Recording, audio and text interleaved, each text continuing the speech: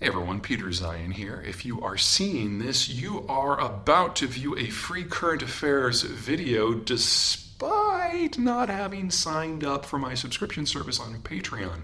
And the reason for this generosity is quite simple. I'm trying to bribe you. There are a lot of people in western North Carolina, northern Georgia, and most recently in Florida that are suffering from various hurricanes, and they need all the help they can get. So anyone who signs up for my subscription service before the end of the month of October, I will give every cent that I would have earned from those subscriptions for all of October, all of November, and all of December to a medical charity called MedShare. MedShare steps in to help people in their communities when, for no fault of their own, they've lost the ability to temporarily look out for themselves. Now, if you've been following me for a while, you know that I strongly support MedShare's projects in Ukraine, but at this point, there are needs closer to home. So again, anyone who signs up in the month of October, every cent that I would have gotten between now and the end of the year is going straight to MedShare. MedShare's headquarters are in Atlanta. They had the foresight to pre-position equipment and personnel before both Hurricane Helene and more recently Hurricane Milton, and they're already providing a combination of medevac, medical assistance, equipment assistance in order to help everyone in all of the affected areas. So please sign up. Every cent will go to them, and if you don't want to sign up, consider just giving them an independent donation just 'cause. Okay, that's it for me. On with the video. Hey everyone, Peter Zeihan here, coming to you from the South Carolina coast, and since we're on a beach, we have to talk about finance.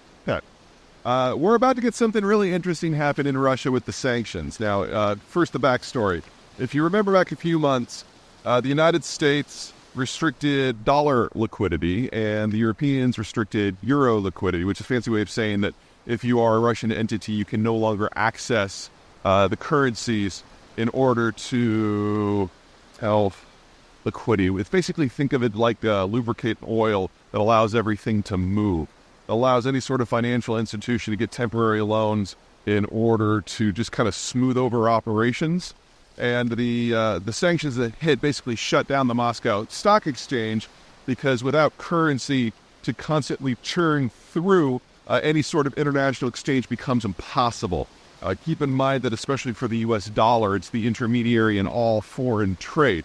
So when the United States said, nope, you're out, the Russians had to find other ways to do things. And in the meantime, that shut down a lot of operations. So the exchange itself actually closed down for a while. Anyway, what happened was the Chinese stepped into that role with yuan, basically introducing an extra step and extra cost, but allowing operations to begin again. The problem is on October 12th, the exemption for the Chinese runs out. Basically, in order to make sure there was less of a shock for the global system, in the first phase of the sanctions, the Russians were denied access to this liquidity. And now in the second phase, anyone who's dealing with the Russians will be denied access to this liquidity. So for the last few months, the Chinese who have dollar liquidity have been providing yuan to the Russians.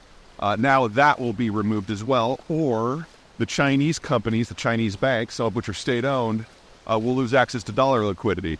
And since the Chinese economy is roughly 9 times the size of the Russian economy, every Chinese financial institution has far more exposure to the global system and the American economy than they do to the Russians. So basically all this yuan liquidity is going to go away overnight, and we're going to have that other seizing effect in the Russian system with pretty much any company that uses any parts or sells any commodity or product on the international system, which is, 80% of them, is going to be shit out of luck.